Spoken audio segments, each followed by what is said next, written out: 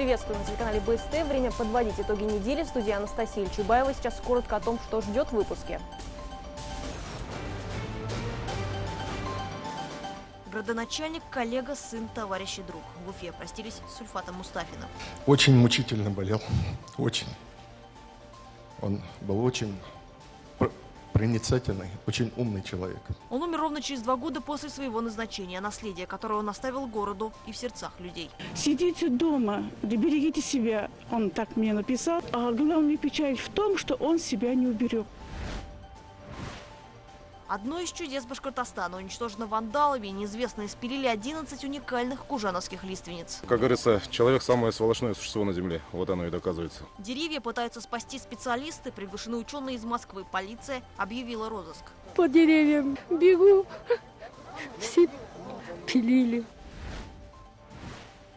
Под Уфой археологи обнаружили артефакты, возраст которых исчисляется сотнями и даже тысячами лет. На картах 18 века на данной территории никаких поселений пока мы найти не смогли. На месте раскопок работают башкирские и московские археологи. Задача ученых – выяснить, как здесь оказались артефакты и кому они принадлежали. Что было до того, как люди пришли, как люди хозяйничали здесь на первых этапах. От бумажных ПТС отказались, вводится маркировка шин и покрышек и контроль за каждой бутылкой алкоголя. О том, что изменится в жизни россиян, расскажем в ноябрьском дайджесте нововведений.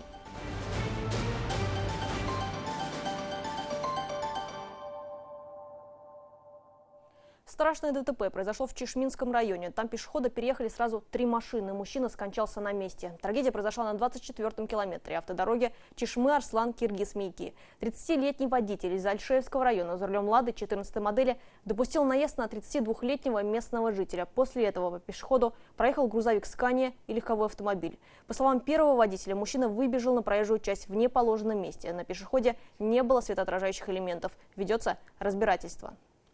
Большой потерей на этой неделе стал уход мэра Ульфата Мустафина. Он скончался в больнице после 35 дней борьбы. В последний путь уфимского градоначальника проводили в здании Госсобрания.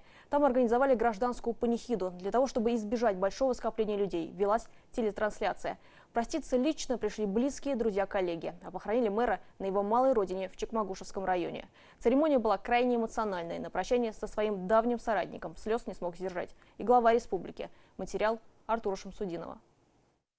Даже такое монументальное здание, кажется, не в силах вместить всех тех, кто пришел на прощание с уфимским градоначальником. Вдоль стен дома Госсобрания сплошь траурные венки, а рядом нескончаемый поток людей. С букетом красных роз церемонию посетил и глава республики. Возложив цветы, Ради Хабиров выразил соболезнования вдове и детям Ульфата Мустафина, и уже тогда стало понятно, что это не просто нормы протокола. Погибший был больше, чем соратником, другом.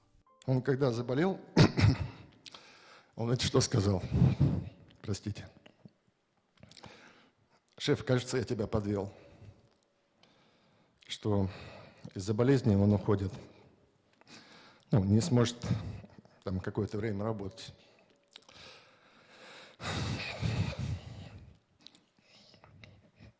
Потом, извините, очень мучительно болел. Очень. Он до конца жизни-то по-русски с акцентом говорил.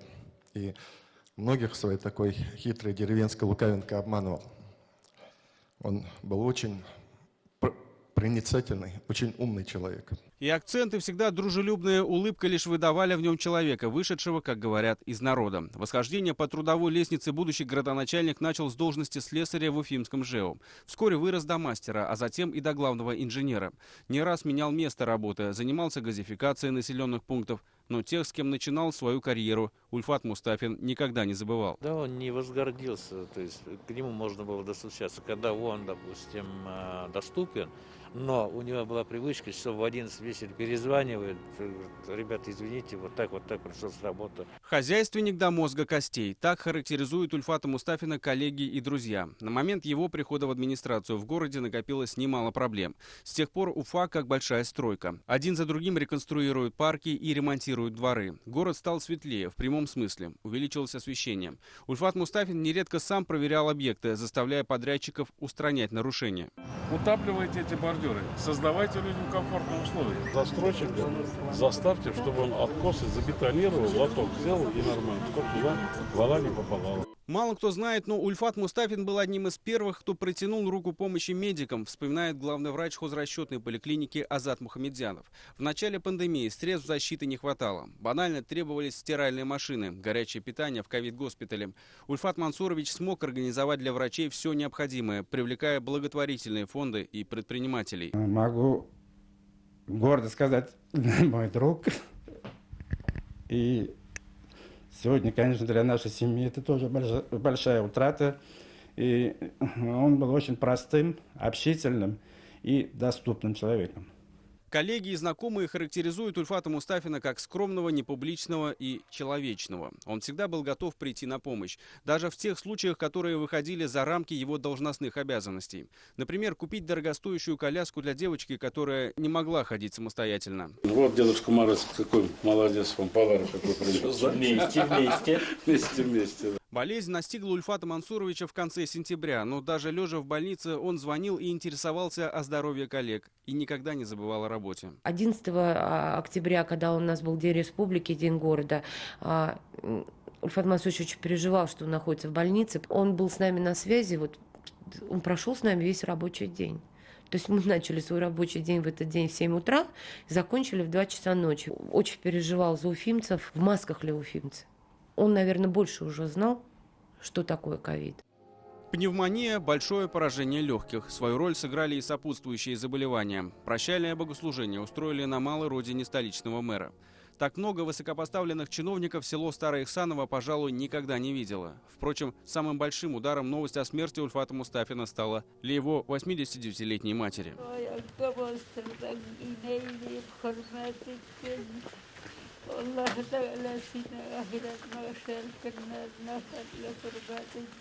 Если у него на полчаса приехать он сможет, он обязательно приедет маму побирать. С мамой он полчаса побудет, у него энергия появляется. Мэром он проработал недолго, всего 2 года, и ушел из жизни в день своего прихода на должность. Все это время он, без лишнего шума и пиара, ежедневно делал так, чтобы жизнь уфимцев была чуточку лучше. Но увидеть, как до конца преобразится любимый им город, уже не сможет. Похоронили градоначальника на деревенском кладбище по мусульманским традициям, рядом с могилой отца. Артур Шамсудинов, Артур Ханов, Виктор Меренков и Виктор Демидов. Итоги недели. Уфа и Чекмагушевский район. В Уфе тем временем увеличили количество мест в ковидном роддоме. Госпиталь был развернут еще весной на базе Демского родильного отделения. В республике он единственный подобного профиля. Из-за роста заболевших требуется больше койко-мест. О том, как рождаются малыши у мам с коронавирусом и чем отличается лечение беременных. Следующий репортаж.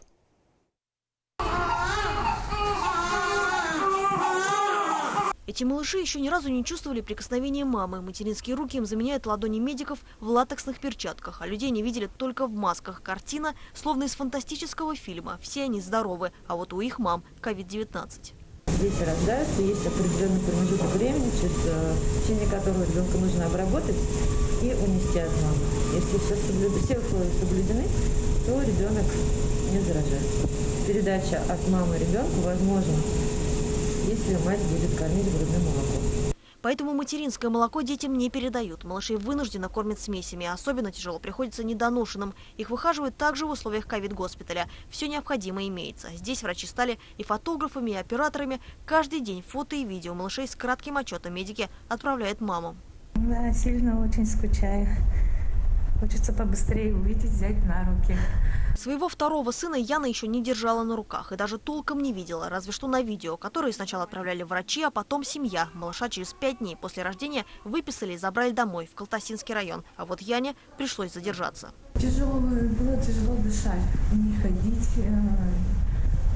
нормально даже, не лежать, кашель от одышки. Роды прошли нормально, только сил не было. Я себя заранее настроила на то, что надо дышать. И, плюс еще мне кислород тоже подключали, чтобы родить хорошо. Владимир, так назвали малыша, даже крепче, чем первый сын, говорит Яна. На его здоровье ковид никак не сказался. А вот у девушки состояние сразу после родов ухудшилось. Сатурация упала до 72. Здравствуйте. Здравствуйте. Как сама чувствуешь? Что себя настроили? Несмотря на выписку, малыша она увидит лишь после 2 недель самоизоляции. А вот Гульнас роды еще только предстоят. Девушка на 7-м месяце беременности. При поступлении в больницу она не могла дышать без кислорода. Я себя нормально чувствовала. Никаких симптомов, ничего. Думаю, ну что-то покашливаю, горло болит.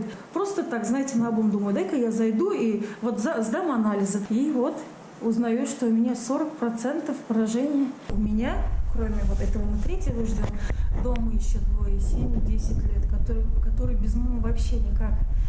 Мне надо быстрее отсюда выходить, выкарабкиваться, да. Есть и те, кто запускает болезнь, обращаются к врачам за помощью слишком поздно, принимая симптомы из-за обычного ОРВИ. К сожалению, в таких случаях ребенок может умереть. Изначально, когда на базе Демского роддома разворачивали ковид-госпиталь, здесь предполагалось 25 мест для беременных с коронавирусной инфекцией. Сейчас увеличилось до 55, занято 2 этажа. 2-й и 3-й, готовится 4-й. В скором времени эти кровати как раз будут установлены там. Таким образом, количество мест увеличит до 80.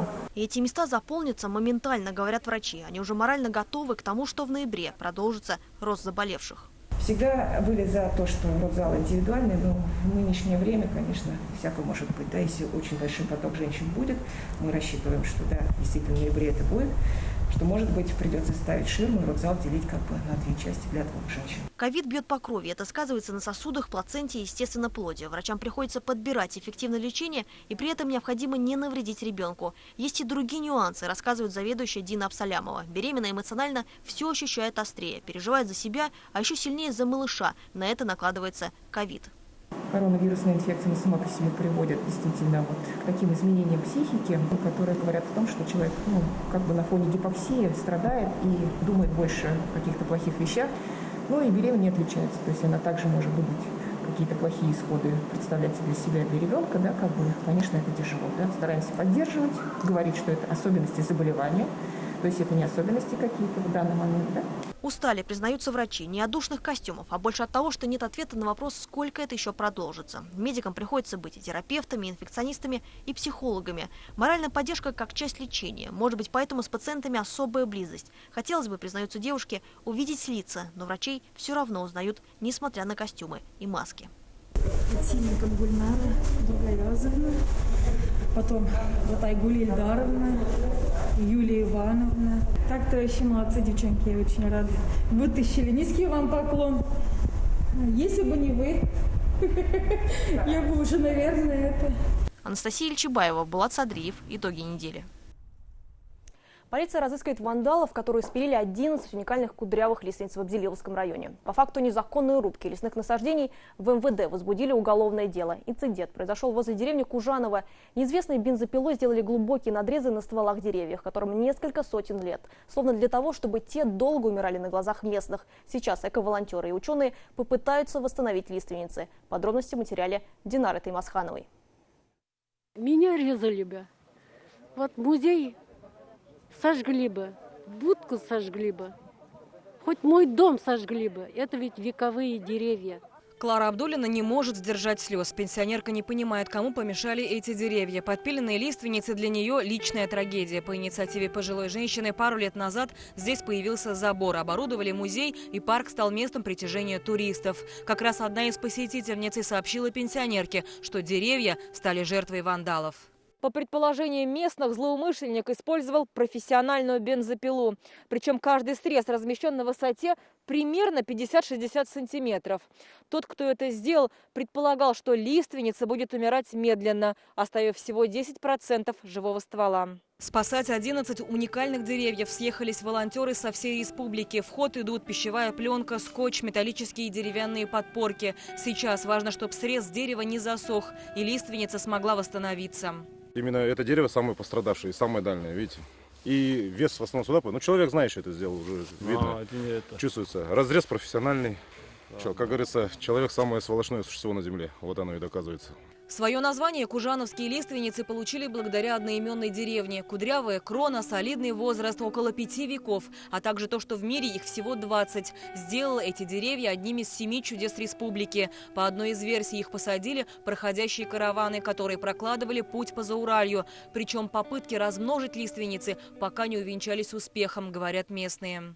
Вот тут у нас Зульфар Агай в деревне выращивает. У него Получилось так, что он вырастил, очень долго мучился, лет 5, наверное, пока произросли эти семена. Она стала обычной, как бы у него один ствол. Может, со временем, с годами, через 400 лет у него закудрявится, да, а нам жить и жить. Кстати, на этом месте их было 12, но от одной лиственницы сохранился лишь пенек. Ученые говорят, что ему больше 500 лет. Точной информации по остальным нету. Кто-то говорит, что они есть в Японии, кто-то во Франции. Работы по спасению лиственниц продолжаются. Планируется, что вечером деревья возьмут под охрану. На месте создан оперативный штаб, который распределил работы. Работы идут. Финансирование по текущим расходам решены. Спасибо всем неравнодушным людям, которые присоединились к акции, к работам. Спасибо волонтерам и общественникам. Ученые из Москвы подключатся к спасению деревьев в ближайшее время, упускать которое нельзя. Спил на каждой лиственнице слишком глубокий. Добить деревья может и ветер. Вековые стволы стали хрупкими. Бензопилой вандалы разрезали не только лиственницы, но и, возможно, уничтожили часть истории. Динара Таймасханова, Вадим Исламов, Владимир Шевчук и Игорь Иванов. Итоги недели. От бумажных ПТС решили отказаться. С 1 ноября паспорта транспортных средств будут выдаваться онлайн. Обладателям обычных ПТС не обязательно менять их на электронный. Все выданные до 1 ноября 2020 года документы продолжат действовать. Также в ГИБДД можно будет их получить в случае утраты. О других изменениях, которые вступили в силу с начала месяца, расскажет моя коллега Екатерина Тимиряева. Станет легче получать пособия малообеспеченным семьям с детьми от 3 до 7 лет. С 1 ноября сокращен список документов, который дает право на получение финансовой помощи. Справки об алиментах собирать и предоставлять теперь не нужно.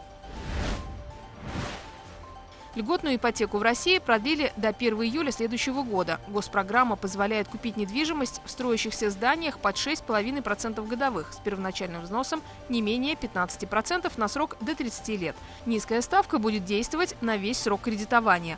При оформлении займа для удобства клиентов возможно подтверждение заработка через электронные сервисы Пенсионного фонда России, покупка через трейд-ин. Максимальная сумма кредита до 6 миллионов рублей. Законодательство отстает от развития технологий, и потому инновации часто существуют вне правового поля. Госдума решила это исправить и ввела с 1 ноября этого года регуляторные песочницы. Компании, занимающиеся разработкой новых продуктов и услуг, смогут тестировать их без риска нарушить действующее законодательство, а впоследствии, если тестирование прошло успешно, выходить с ними на рынок. Правила теперь действуют в любой сфере, ограничений нет. Миру – мир. Эту банковскую карту теперь обязали использовать владельцев торговых агрегаторов с выручкой более 40 миллионов рублей за прошлый год и кто использует наличные расчеты с потребителями. Закон еще будет совершенствоваться. Как рассказали в Госдуме, устанавливается поэтапное снижение порога выручки с 1 марта до 30 июня 2021 года до 30 миллионов рублей, с 1 июля 2021 года до 20. Это значительно увеличит количество продавцов и агрегаторов, обязанных принимать карты «Мир». Автомобилисты должны знать, что с 1 ноября вводится маркировка шин и покрышек. Теперь в систему обязательной маркировки товаров «Честный знак» будут вносить сведения об их вводе в оборот, обороте и выводе из оборота. Это сделано для того, чтобы исключить появление контрафакта на рынке. Для удобства пользователей создано приложение «Честный знак», куда можно отправить сообщение и указать, где обнаружена нелегальная продукция.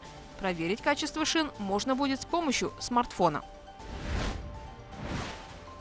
С 1 ноября начался поштучный учет алкоголя. В Росалкогольрегулировании пояснили, что переход будет проходить через систему ЕГАИС. Это также позволит исключить контрафактную продукцию и проконтролировать весь путь каждой бутылки от производителя до конечного покупателя.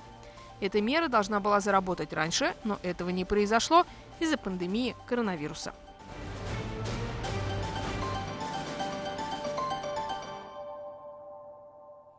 А сразу после итоговой программы новостей смотрите специальный репортаж «Дух старины». Юлия Нигматуллина покажет мистическую Уфу.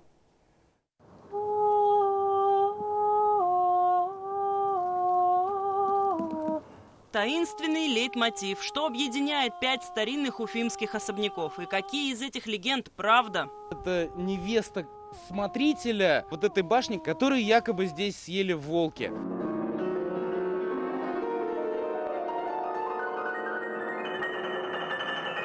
Где в Уфе можно встретить настоящего призрака? Ночная охота на привидений в музыкальной школе. Вот встаньте, да. Вы, получается, перекрываете это пятно. Вот в том проеме увидела полупрозрачный силуэт женщины в старинных одеяниях. О самом известном полтергейсте башкирской столицы рассказывают в музее. Кто напугал юного Сергея Аксакова? Спустя 200 лет мы можем пройти по тому же коридору, заглянуть в ту самую комнату и, быть может, своими глазами увидеть призрака. Об уфимских зданиях с удивительной историей и мистическим ореолом расскажем в специальном репортаже.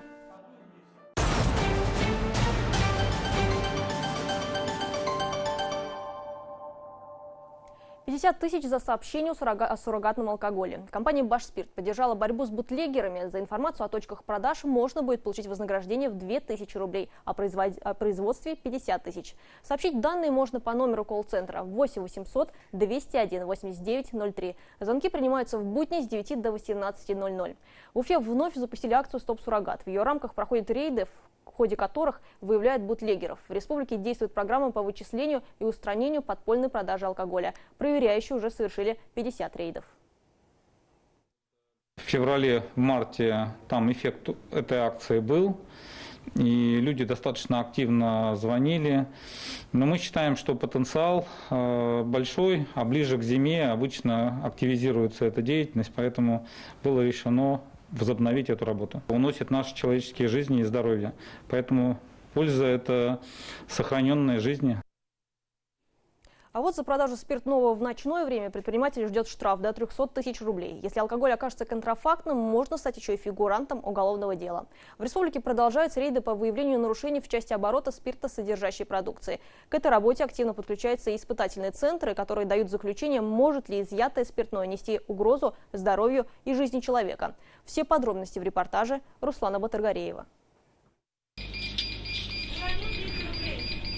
На кадрах оперативной съемки мужчина покупает пиво. Ничего не подозревающий продавец отпускает товар. Казалось бы, где нарушение? Но на часах 23:30. Скажите, а как так получилось, что вы вот после 11 продали? Никак не получилось. Ну вы не знали или как? Я не хочу с вами общаться. Можно так?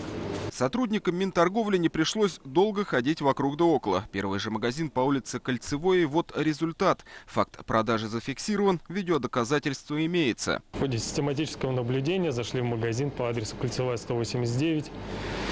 В данном магазине гражданину было реализовано пиво, 1 банка. Даже 1 банка. В этом случае запретный товар. После 23:00 в магазинах продажа алкоголя запрещена и карается законом. Контролеры составляют протокол осмотра помещения. Продают в округе?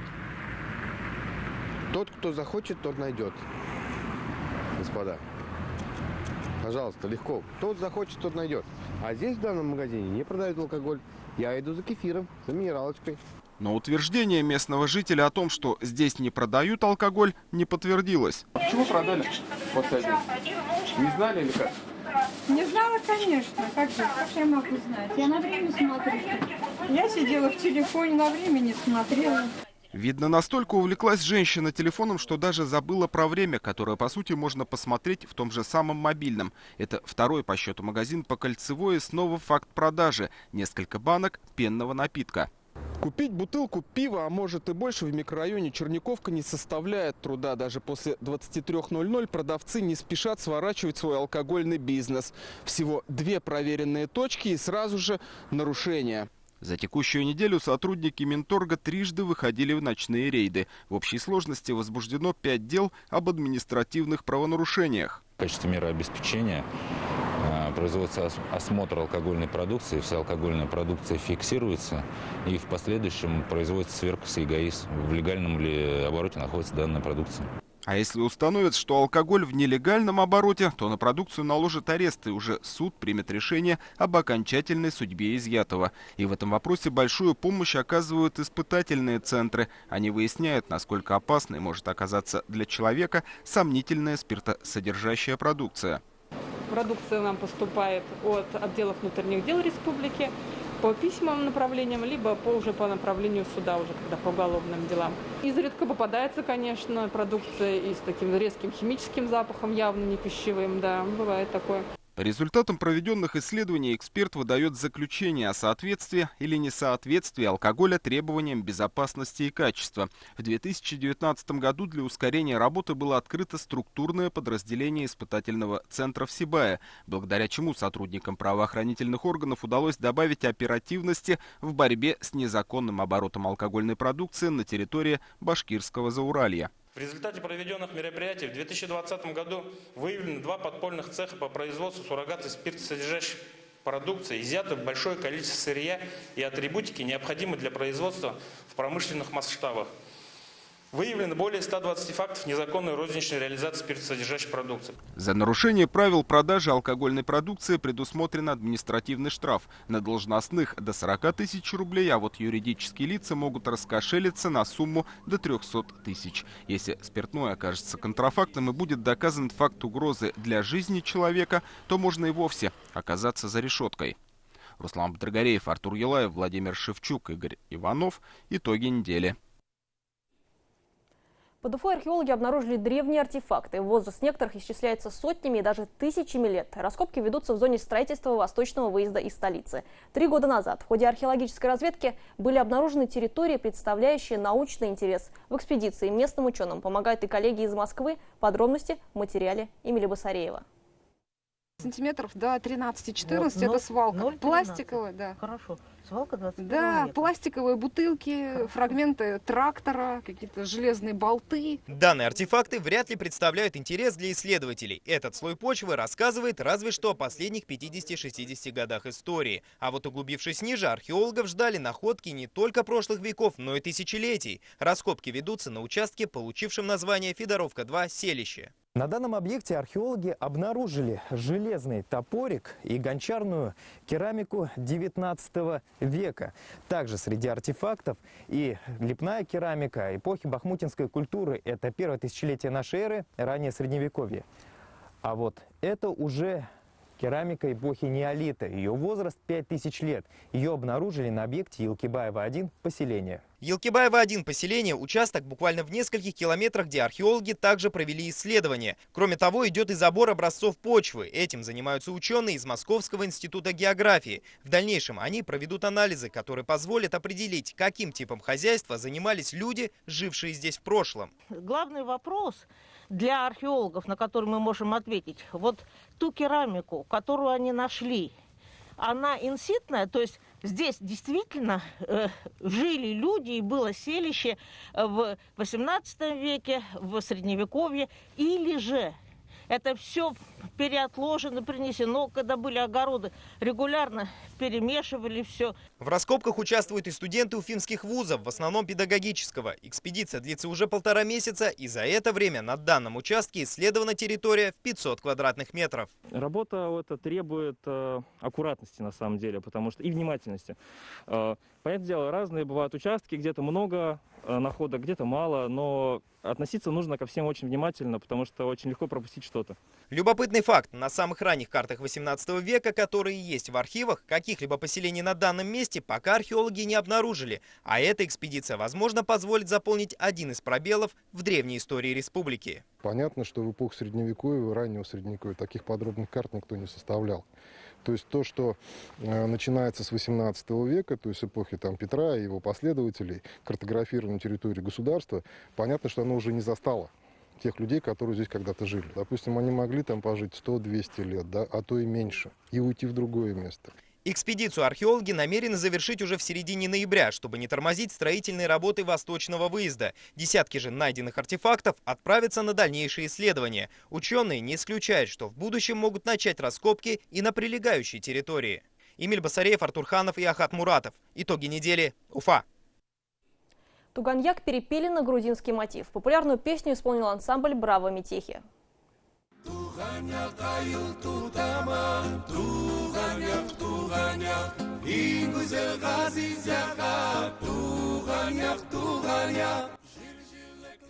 Видео они выложили на своей странице в соцсети. Ролик уже набрал более 100 тысяч просмотров. Кавер-версию исполнили под гитару, поменяли тональность. Напомню, песню написал композитор Урал Рашитов, заслуженный деятель искусств Башкортостана. Хитом «Туганьяк» стала в исполнении Василии Фатаховой. А вот интерес у немцев К Башкирии оказалась такой, что некоторые готовы сюда переехать. Семья из Германии строит в Башкортостане ранчо. Светлана и Герхард Фогт несколько лет назад поселились в Архангельском районе в деревне Тереклы. Супруги хотят создать здесь туристическую базу, популяризировать отдых в России не только среди местных, но и иностранцев. О том, почему семья решила оставить Германию и навсегда переехать в холодную и далекую страну. В следующем материале. Freudenstadt – это город в Германии, юг Германии, там мой родина. Германия старая, сейчас новая. Его сердце уже давно выбрало Россию, начиная с супруги Светланы, заканчивая домом. Кажется, как можно было отказаться от европейского качества жизни, мягкого климата и родной земли. Но Герхард Фогт полюбил холодную, далекую страну еще на страницах книг Конзалика про обрусевших немцев. И даже отказался от переезда в Америку. Германия хорошая, но маленький. Я спрашиваю, почему не Сибирь? Я много книг, много читал про Сибирь, очень интересно будет там. И он сказал, ты немножко неправильно, я никогда назад в Россию. Мне сейчас говорят друзья и подруги, как жены декабристов за мужем пошла. В Германию Светлана переехала после развала Советского Союза. В маленьком городке под Штутгартом у них было все. Работа, дети, у Герхарда своя строительная компания. Теперь они живут этим ранчо. Природа, люди, все как писали в книгах. Вот только об одной из главных российских бед немецкий писатель явно не знал. Бюрократия, Да. Россия – это катастрофа. Поначалу психовал, нервничал. Да. Для Герхарда и Светланы это уже вторая попытка построить бизнес в России. Изначально супруги приехали в Свердловскую область еще в 2004-м. Обустроили гостиницу, ресторан в живописном месте. Но их собственное дело отобрали. На удивление, Герхард отказался уезжать обратно в Германию и сейчас заново пытается создать свою мечту – ранчо в России уже на башкирской земле. Да, Фридель, это Фридель у нас, это Ганя у нас, Катрина. Животные больше для души. Швейцарская порода неприхотлива. На ранчо супруги уже построили 2 дома. В одном живут сами, второй – гостевой. В планах еще 8. И кафе «Биргартен», где будут подавать в том числе и немецкий шницель. Супруги ориентируются и на иностранных туристов, которые бывали у них уже не раз. Светлана сама украшает территорию. В неприметной коряге она способна увидеть нечто большее. Проект домов разрабатывал сам Герхард. Теплые, но простые. Специально, чтобы можно было завершить строительство вдвоем. Спасибо. Чай хороший, но по-немецки пиво лучше. Есть вещи, по которым он все-таки скучает. В России долгое время пытался подобрать пиво, похожее на немецкое. Сравнивал с экземпляром, привезенным из Германии, по вкусу, цвету и пенке. Оставить страну, успешный бизнес он решил после того, как однажды, возвращаясь из командировки, чуть не попал в аварию. Я работал каждый день 14-16 часов каждый день. Сейчас я знаю, раньше я тоже не знаю. Деньги, не большой. Машин. Я думаю, жизнь самое важное. Деньги, нужны немножко, да? Но жизнь – это самое важное.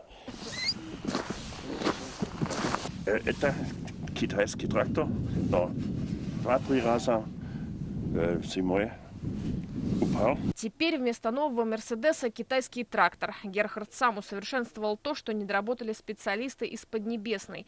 Возле дома подержанный «Опель» как символ преданности немецкому автопрому. Нет, он честно пытался ездить на российском авто, но с УАЗом как-то не сложилось. Они верят, что во второй раз у них получится воплотить мечту, показать гостям то, во что влюбились сами, построить свой немецкий уголок на башкирской земле с русским сердцем.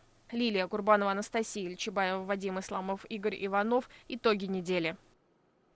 Сегодня футбольная Уфа проиграла Екатеринбургскому Уралу на своем поле 1-2 и продолжает занимать последнее место в турнирной таблице. Порадовали хоккеисты, вырвавшие победу в дополнительное время. Салават Юлаев обыграли на своем льду китайский Куньлунь Ред Стар. Соперники обменялись заброшенными шайбами в первом и во втором периоде. На гол Вячеслава Солодухина ответил Кейси Уэлман. После перерыва вывел команду вперед при численном преимуществе Тему Хартиканин. Но снова сравнял счет также в большинстве Хантер Шинкарук. Победитель определился в дополнительное время. Филипп Ларсон стал автором победного гола 3-2. И команда КХЛ уходит на перерыв в связи с проведением Кубка Карьяла, который состоится с 5 по 8 ноября в городе Хельсинки. На этом все. Я с вами прощаюсь. Оставайтесь в курсе событий с телеканалом БСТ. Смотрите дальше специальный репортаж Юлии Нигматуллиной. Всего доброго!